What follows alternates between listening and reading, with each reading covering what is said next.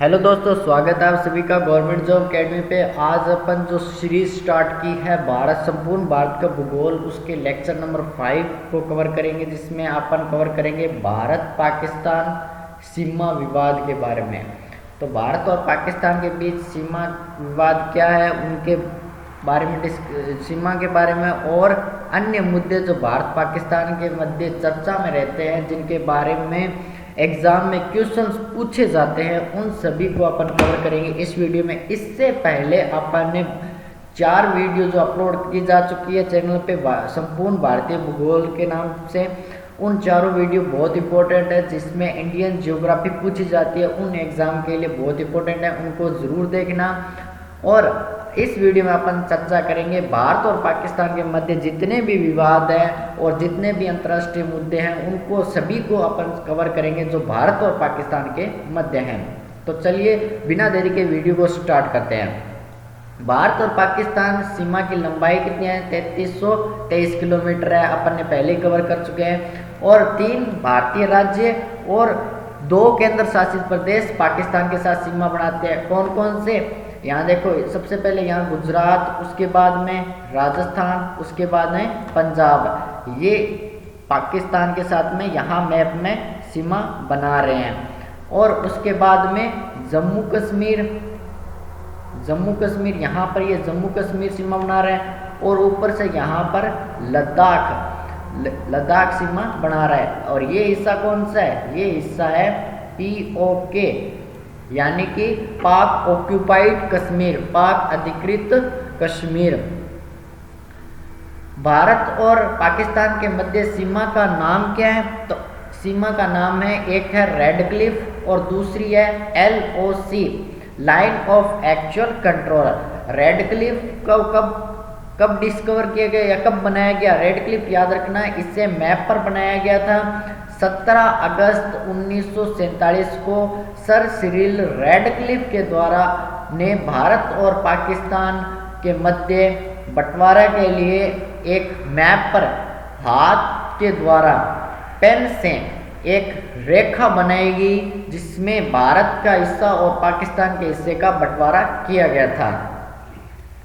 यहाँ देख सकते हैं आप, ये रहा रेड क्लिफ, जिसे पेन के द्वारा सर सिरिल रेडक्लिफ द्वारा पेन से इस सीमा का निर्धारण किया गया था। यह भी प्रश्न आपसे पूछा जा सकता है। ये जरूर पूछा जाएगा कि रेडक्लिफ रेखा किन 2 देशों के मध्य है? तो भारत और पाकिस्तान के मध्य है। अगर पूछा जाए कि रेडक्लिफ रेखा को कब बनाया गया, तो 17 अगस्त 1947 को। और रेडक्लिफ रेखा के जनक कौन है, कि इन्होंने बनाया था? तो सर सिरिल रेडक्लिफ के द्वारा बनाई गई थी। ये 3 प्रश्न आपके यहाँ से कवर हो जाते हैं। नेक्स्ट कौन सी रेखा है? LOC Seema Rekha, line of actual control. LOC रेखा नियंत्रण रेखा 1972 में बनाई गई थी। पहले ये याद रखना, कब बनाई गई थी? 1972 युद्ध के दौरान बनाई गई थी, जिसमें शिमला समझौता हुआ था 1972। किन के मध्य? भारत और पाकिस्तान के मध्य 1972 में शिमला समझौता हुआ, जिसके दौरान एक युद्ध विराम रेखा खींची गई, जिससे क्या कहा? LOC कहा, लाइन ऑफ एक्चुअल कंट्रोल कहा। भारत और पाकिस्तान के मध्य मुद्दों की अब डिस्कस करें तो कौन कौन से मुद्दे हैं? पाक अधिकृत कश्मीर, भारत पाकिस्तान के सारे युद्ध कवर करेंगे। सरक्रिक विवाद क्या है? कच्छ का रण विवाद क्या है? सियाचिन ग्लेशियर पर क्या विवाद चल रहा है? सिंधु जल समझौते के बारे में अपन पूरा डिस्कस कवर करेंगे। और अपना लेटेस्ट खबर जो उरी और पुलवामा हमला को भी अपन पूरी तरह कवर करेंगे, क्योंकि यहाँ से एग्जाम में क्वेश्चन पूछे जाते हैं। सबसे पहले मुद्दे को डिस्कस करें पाक अधिकृत कश्मीर के बारे में। सन 1947 में युद्ध द्वारा पाकिस्तान ने अवैध रूप से भारत पर कब्जा कर लिया। जब बंटवारा हुआ था, तब पाकिस्तानियों ने क्या किया? भारत के इस ग्रीन वाला ऊपर वाला हिस्सा जो दिखाई दे रहा है, इस हिस्से पर पाकिस्तान ने कब्जा कर लिया। इस हिस्से पर कब्जा कर लिया और इस हिस्से की राजधानी, इसे नाम दे दिया POK, और इसकी राजधानी बना दिया इन्होंने मुजफ्फराबाद। इसकी राजधानी क्या बना दिया? मुजफ्फराबाद बना दिया। और इसे दो भागों में विभाजित कर दिया, एक गिलगित और दूसरा बाल्टिस्तान। सबसे पहले पाकिस्तान ने 1947 में भारत पे आक्रमण किया और इस क्षेत्र पर अधिकार किया। अधिकार करने के पश्चात इसकी राजधानी बनाया मुजफ्फराबाद, और मुजफ्फराबाद बनाने के बाद में पीओके को दो हिस्सों में बांट दिया, एक आज़ाद कश्मीर, दूसरा गिलगित और बाल्टिस्तान वाला हिस्सा। एक को नाम दिया आज़ाद कश्मीर और दूसरे हिस्से को नाम दिया गिलगित बाल्टिस्तान। और ये जो हिस्सा दिखाई दे रहा है यहाँ पर, ये जो हिस्सा दिखाई दे रहा है ब्लैक ब्लैक सा, ये हिस्सा कौन सा है? ये हिस्सा वो हिस्सा है जिसे पाकिस्तान ने चाइना को गिफ्ट कर दिया था। पाकिस्तान ने क्या किया था? चाइना को गिफ्ट कर दिया था। इसे क्या कहते हैं? शक्सगम घाटी, जिसे पाकिस्तान ने चाइना को गिफ्ट कर दिया था। है किसका हिस्सा? इंडिया का हिस्सा है, जो कि 1947 में पाकिस्तान ने युद्ध के दौरान, नहीं कह सकते, उन्होंने अवैध रूप से कब्जा किया था। युद्ध तो वो होता है जो दोनों आमने सामने लड़ते हैं। इन्होंने क्या किया? चीटिंग की, धोखा किया और यहाँ पर अवैध रूप से कब्जा कर लिया और इसे दो भागों में बांट दिया, एक आज़ाद कश्मीर, दूसरा गिलगित बाल्टिस्तान। 1963 में 5000 वर्ग किलोमीटर शक्सगम घाटी क्षेत्र को पाकिस्तान ने चीन को दे दिया। अपन ने भारत और चीन के मध्य संबंधों को डिस्कस किया था, तब भी अपन ये इसको डिस्कस किया था शक्सगम घाटी का। अपन ने देखा था कि शक्सगम घाटी को पाकिस्तान ने चाइना को गिफ्ट कर दिया था, हिस्सा है भारत का। उसके बाद भारत की संसद द्वारा, अब देखा जाए कि भारत के पॉइंट ऑफ व्यू से तो इस हिस्से को क्या कहेंगे, तो भारत की पॉइंट ऑफ व्यू से देखो तो भारत की संसद द्वारा वर्ष 1994 में पाकिस्तान अधिकृत कश्मीर और गिलगित बाल्टिस्तान दोनों जम्मू कश्मीर के अभिन्न अंग बताया है। अगर भारत के पॉइंट ऑफ व्यू से बात करें तो जो पीओके वाला हिस्सा है उसे भारतीय संसद ने 1994 में अपना कश्मीर का हिस्सा बताया, कश्मीर का हिस्सा बताया पीओके वाले एरिया को। भारत की सबसे ऊंची चोटी कहाँ स्थित है? आप सभी को पता होगा, K2 जो है वो पीओके में स्थित है। अब K2 जब पीओके में स्थित है तो पीओके वाले हिस्से को, तो पीओके वाले हिस्से पर तो पाकिस्तान का अधिकार है, तो जो K2 है फिर उसे अपन भारत की कहेंगे या फिर पाकिस्तान की? तो देखा जाए तो ये हिस्सा किसका है? भारत का है। तो पूछा जाए, अगर ये पूछा जाए कि भारत की सबसे ऊंची चोटी K2 हो जाएगी, भारत में स्थित भारत की सबसे ऊंची चोटी पूछा जाए तो कंचनजंगा हो जाएगी। क्यों? क्योंकि K2 तो कहाँ पर स्थित है? K2 जिसे कहा जाता है गॉडविन ऑस्टिन, यह पीओके वाले क्षेत्र में स्थित है, यहाँ पर स्थित है K2। तो K2 कहाँ पर स्थित है? पीओके वाले एरिया में स्थित है। इसलिए भारत में स्थित भारत की सबसे ऊंची चोटी पूछा जाए तो वो हो जाएगी कंचनजंगा। ऑप्शन पर डिपेंड करता है। अगर ऑप्शन में K2 दिया गया, अगर आपसे क्वेश्चन पूछा गया है कि भारत की सबसे ऊंची चोटी कौन सी है, अगर ऑप्शन में K2 और कंचनजंगा दोनों हैं तो आप करेंगे K2। अगर ऑप्शन में K2 नहीं दिया गया, कंचनजंगा दिया गया है, तो भारत की सबसे ऊंची चोटी करेंगे कंचनजंगा। अगर ऑप्शन में कंचनजंगा नहीं है, सिर्फ K2 है, तो आप ऑप्शन टिक करेंगे K2। तो तीन प्रकार से प्रश्न बनते हैं और तीनों प्रकार से मैंने आपको बता दिया है। नेक्स्ट विवाद है भारत और पाकिस्तान युद्ध। भारत और पाकिस्तान के मध्य अब तक 4 युद्ध हो चुके हैं। एक 1947 में, एक 1965 में, एक 1971 में और चौथा 1999 में कारगिल के दौरान हुआ था। इन चारों युद्ध के मध्य कौन कौन सी घटनाएं हुई थी? 1947 में तो भारत और पाकिस्तान के मध्य LOC का निर्धारण किया गया था। अपन ने कवर किया था कि 1947 में LOC का निर्धारण किया था। और 1965 में ऑपरेशन जिब्राल्टर द्वारा द्वितीय विश्व युद्ध के बाद दुनिया का सबसे बड़ा युद्ध टैंक कहाँ स्थित है? और युद्ध टैंक जो है, टैंक युद्ध था, दुनिया का सबसे बड़ा टैंक युद्ध था जहां पर दुनिया के सबसे बड़े टैंक जो आमने सामने लड़े थे द्वितीय विश्व युद्ध के बाद। तो वो कौन सा युद्ध है? Operation Gibraltar. किन किन के मध्य? भारत और पाकिस्तान के मध्य। कब हुआ? 1965 में हुआ, याद रखना। आपसे पूछा जा सकता है ऑपरेशन जिब्राल्टर संबंधित है भारत, आंसर होगा भारत और पाकिस्तान के मध्य युद्ध। और ये पूछा जा सकता है ऑपरेशन जिब्राल्टर कब चलाया गया था? तो आंसर होगा 1965 में चलाया गया था। अगर पूछा जा सकता है द्वितीय विश्व युद्ध के बाद सबसे बड़ा युद्ध, टैंक युद्ध किन किन देशों के मध्य हुआ था? तो वो आंसर हो जाएगा भारत और पाकिस्तान के मध्य हुआ था। अगर पूछा जाए कि ऑपरेशन जिब्राल्टर कब चलाया गया? तो 1965 हो जाएगा। नेक्स्ट 1971 का युद्ध, तीसरा युद्ध क्या हुआ था? 1971 में। तो कौन सा ऑपरेशन चलाया गया? मुक्त वाहिनी। मुक्त वाहिनी संबंधित है भारत और पाकिस्तान से। कब चलाया गया था मुक्त वाहिनी को? तो 1971 में। नेक्स्ट है 1999 में ऑपरेशन विजय, मोस्ट इंपॉर्टेंट है ऑपरेशन विजय 1999 में कारगिल विजय से संबंधित है।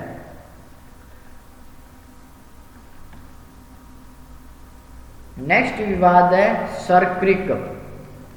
सबसे पहले देखो क्रिक किसे कहते हैं और सर क्रिक किसे कहते हैं।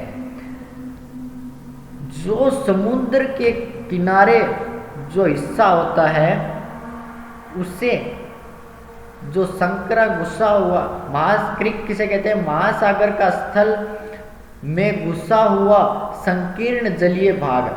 जैसे कि ये क्या भूमि वाला हिस्सा है, ये भूमि वाला हिस्सा है, इसके अंदर क्या घुस गया? महासागर घुस गया।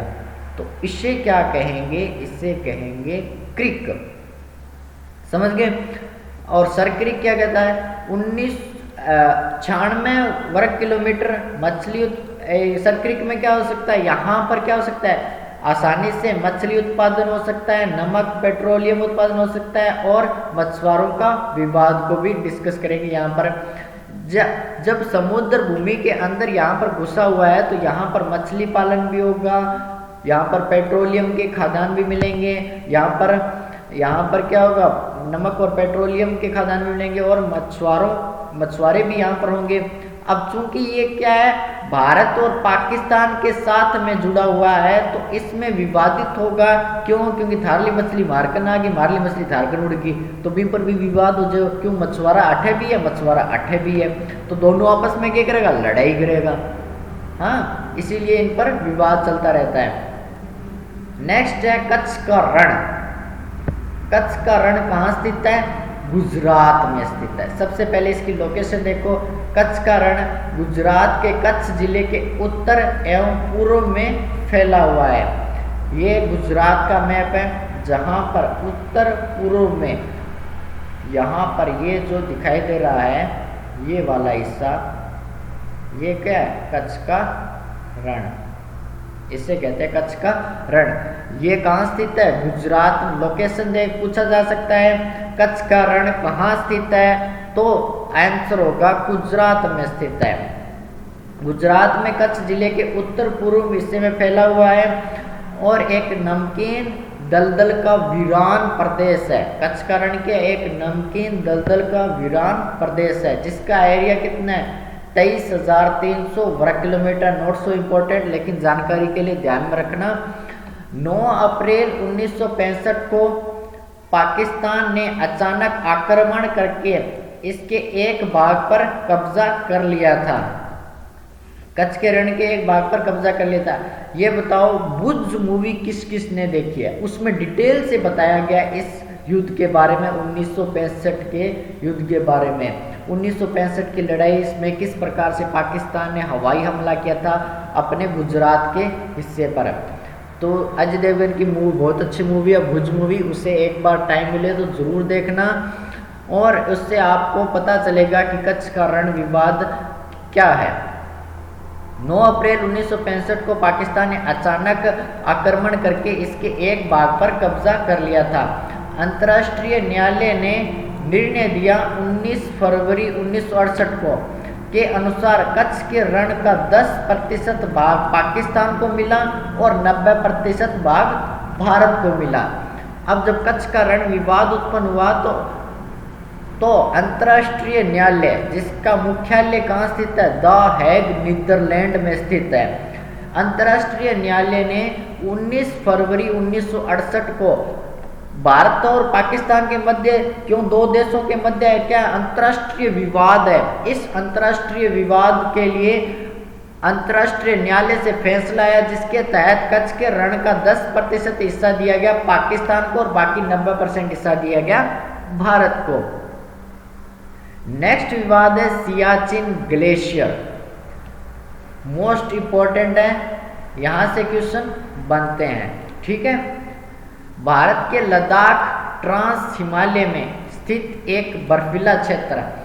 अब इसके बाद में अपन कवर करेंगे हिमालय को जब कवर करेंगे तो उसमें हिमालय का हिस्सा आएगा ट्रांस हिमालय, जो लद्दाख में स्थित है, भारत के जो लद्दाख में ट्रांस हिमालय में स्थित एक बर्फीला क्षेत्र है सियाचिन ग्लेशियर। यहाँ मैप में भी देख सकते हो, ये रहा सियाचिन ग्लेशियर, ये बर्फीला क्षेत्र है।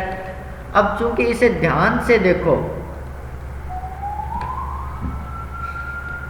यहाँ देखो, ये जो है यहाँ पर ग्रीन रेखा जो है, ये ऊपर वाला कौन सा हिस्सा है, ये हो जाएगा पीओके वाला हिस्सा, और ये कौन सा है, सियाचिन ग्लेशियर।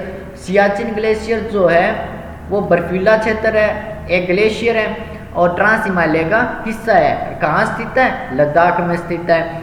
तो पाकिस्तान क्या करेगा, अगर भारत में एंटर होना है तो वो यहाँ से एंटर हो सकता है, तो यहाँ पर क्या करता है, वो घुसपैठ की कोशिश करता है। कौन से हिस्से में, सियाचिन ग्लेशियर वाले हिस्से में, जो कि सबसे बड़ा युद्ध स्थल है, जिसकी ऊंचाई 5700 मीटर है।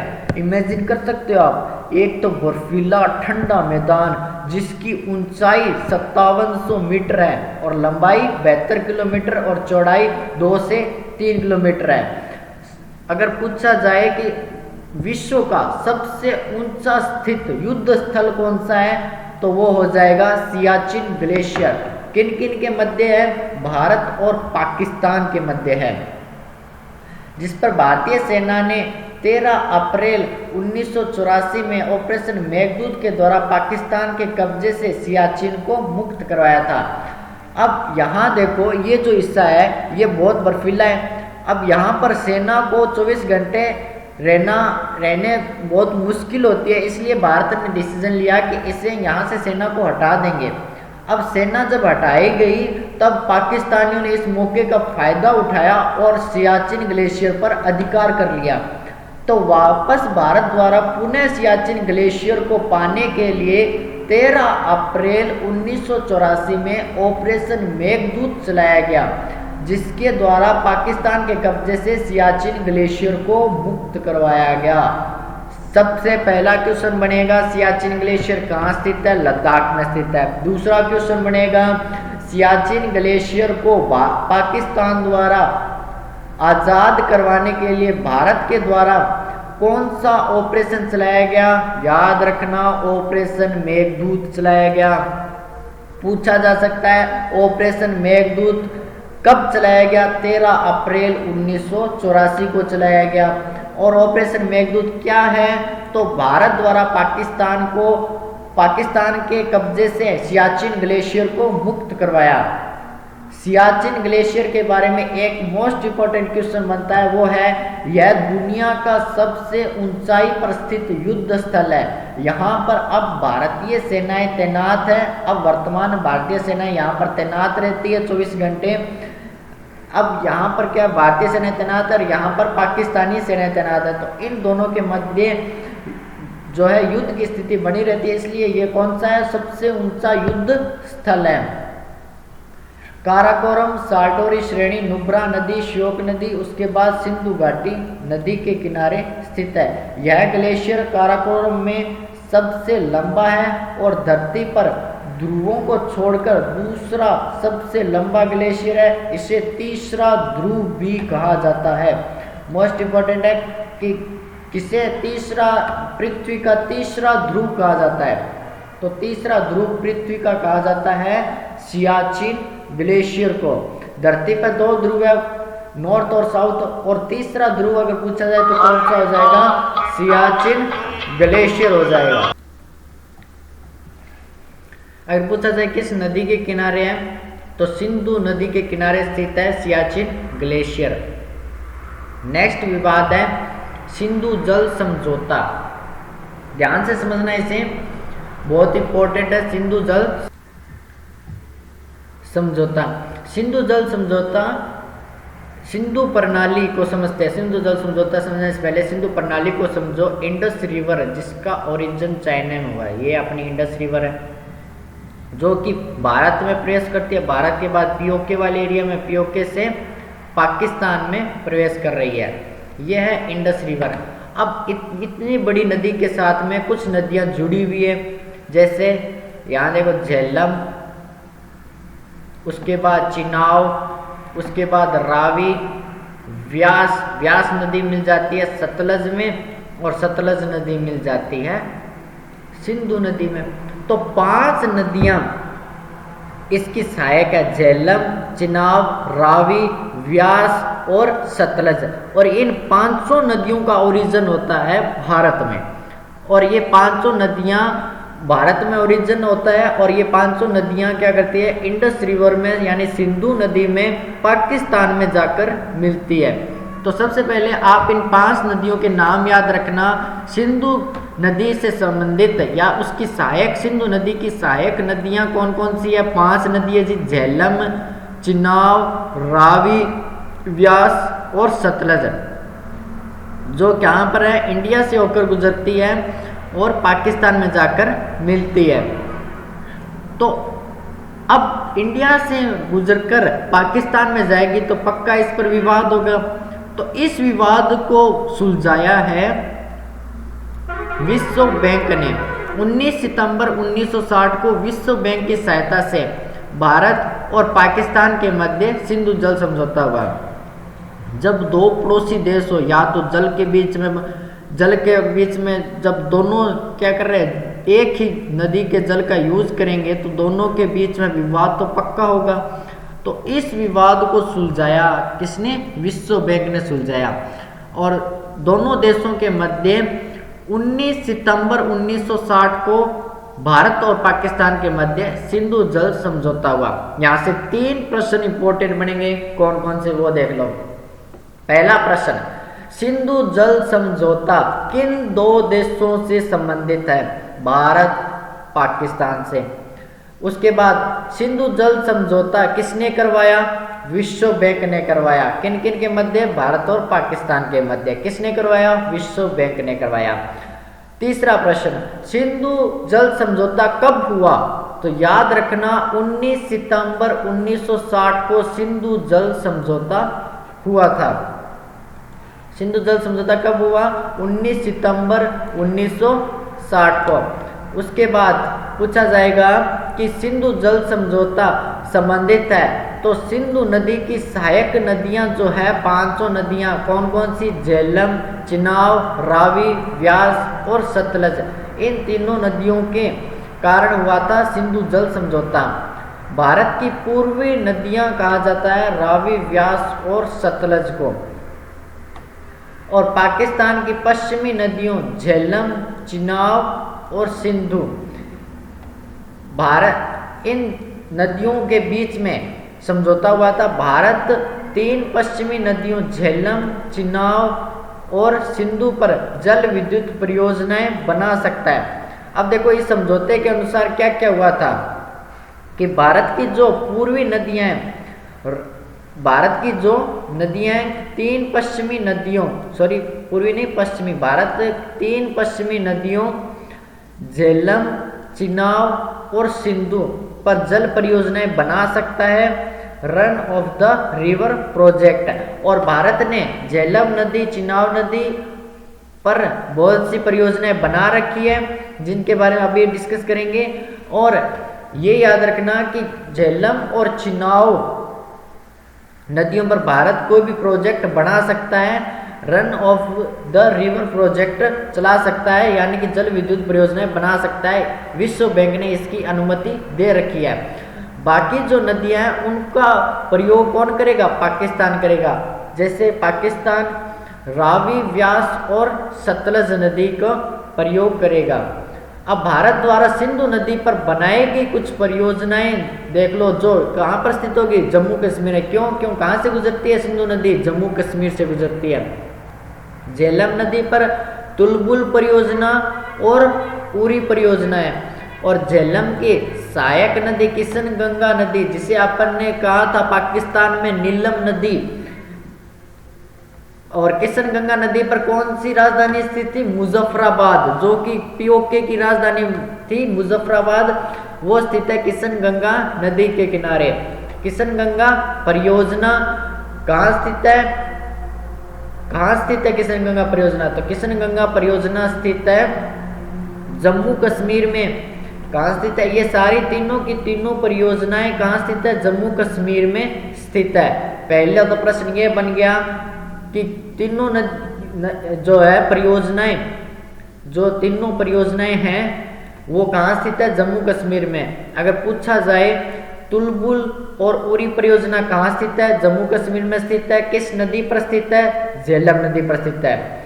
और किशन गंगा परियोजना कहाँ स्थित है? जम्मू कश्मीर में स्थित है। किस नदी पर स्थित है? झेलम की सहायक नदी किशन गंगा नदी पर स्थित है। और पूछा जाए दुलहस्ती, बगलिहार और सलल परियोजना कहाँ स्थित है? पहला प्रश्न तो ये पूछा जाएगा, तो आंसर होगा जम्मू कश्मीर में। दूसरा प्रश्न पूछा जाएगा दुलहस्ती, बगलिहार और सलल परियोजना किस नदी पर स्थित है? तो आंसर होगा चिनाब नदी पर। तो आपसे ये भी पूछा जा सकता है भारत द्वारा स्थापित की गई झेलम नदी पर कौन सी परियोजना चलाई गई है? तुलबुल और उरी परियोजना चलाई गई है। भारत द्वारा झेलम की सहायक नदी किशन गंगा पर कौन सी परियोजना चलाई गई है? तो किशन गंगा परियोजना चलाई गई है। और किशन गंगा परियोजना पूछा जाए कि कहाँ पर स्थित है? तो जम्मू कश्मीर में स्थित है। और पूछा जाए कि चिनाब नदी पर दलहस्ती, बगलिहार और सलल परियोजनाएं चलाई गई है, कहाँ स्थित है? तो आंसर हो जाएगा जम्मू कश्मीर में स्थित है। यहां तक अब नेक्स्ट मुद्दा देखो, भारत यहां तक सिंधु जल समझौता कंप्लीट हो जाता है। सिंधु जल समझौता याद रखना 19 सितंबर 1960 का हुआ था। किसने कराया? विश्व बैंक ने करवाया। और भारत किन किन नदियों पर अपना जल परियोजनाएं चला सकता है? वो है झेलम और चिनाब नदी। और झेलम और चिनाब नदी पर अपनी जल परियोजनाएं चला सकता है। तो भारत ने ये जल परियोजनाएं अपनी चला रखी है, सिंधु जल समझौते के तहत है। बाकी नदियों का जल का प्रयोग कौन करेगा? पाकिस्तान करेगा, जिनमें से पाकिस्तान भी उसमें 80% यूज करेगा, 20% तो फिर भी भारत ही यूज करेगा। जो झेलम और चिनाब नदी है उनके बाद में जो रावी, व्यास और सतलज नदी बची है उनका 80% यूज करेगा पीओ पाकिस्तान, और बाकी यूज कर 20% यूज करेगा इंडिया।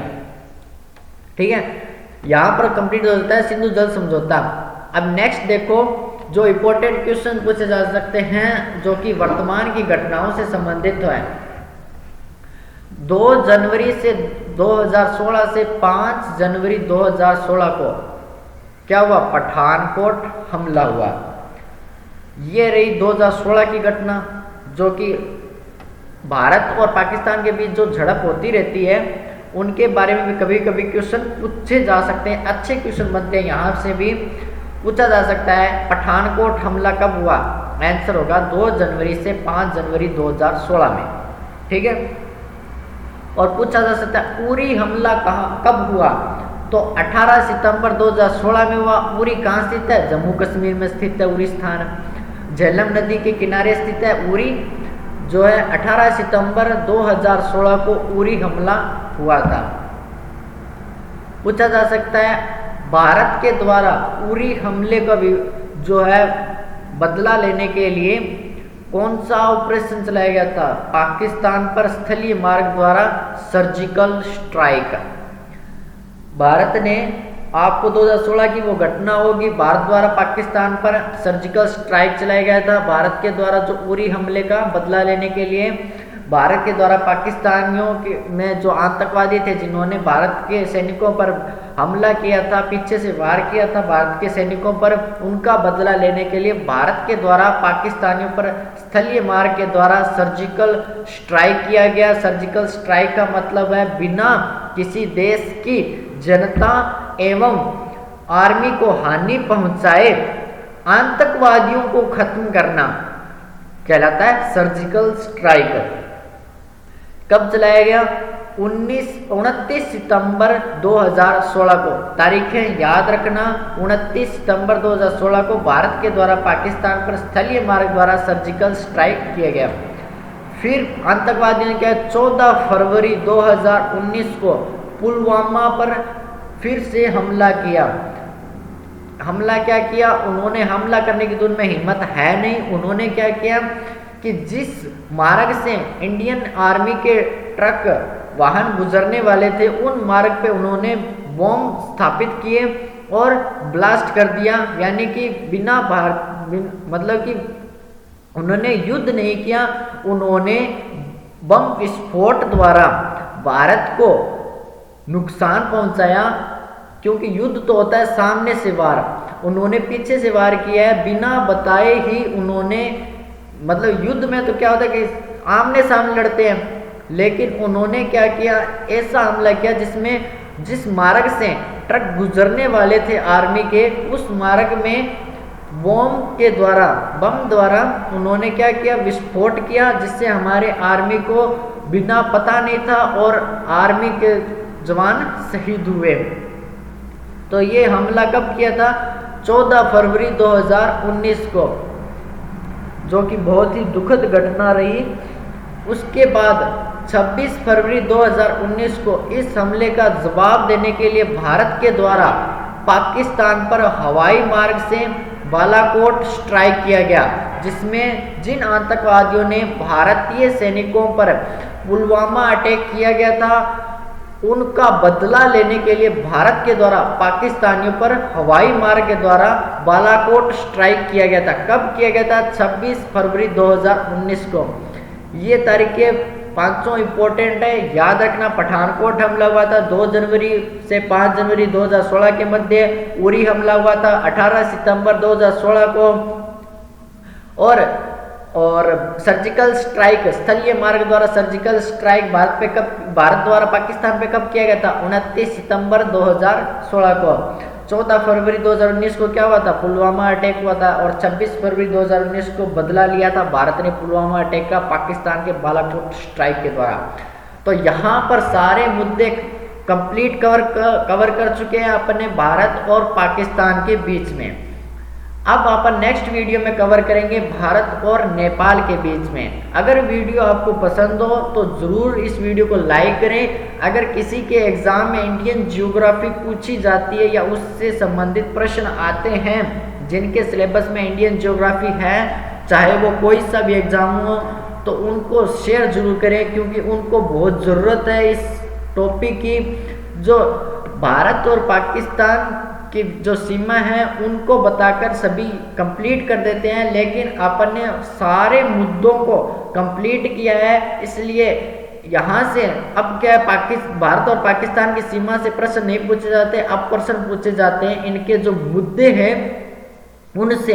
क्योंकि आए दिन जो आपको पता है घुसपैठ के मामले सामने आ रहे हैं, जिससे भारत को जो स्टूडेंट है वो जागरूक रहे। भारत के स्टूडेंट को ये पता होना चाहिए कि वहाँ सीमा पर क्या हो रहा है, तो उनको ऐसे प्रश्न आजकल दिए जा रहे हैं। तो आप सभी उनको शेयर जरूर करें जिनको इस वीडियो की बहुत ज़्यादा ज़रूरत है, और वीडियो को लाइक करें और चैनल को सब्सक्राइब करना आपको पता ही है। बेल आइकन को प्रेस करें for the latest notification. Thank you. मिलते हैं नेक्स्ट वीडियो में, कवर करेंगे भारत और नेपाल के मध्य संबंधों को। धन्यवाद।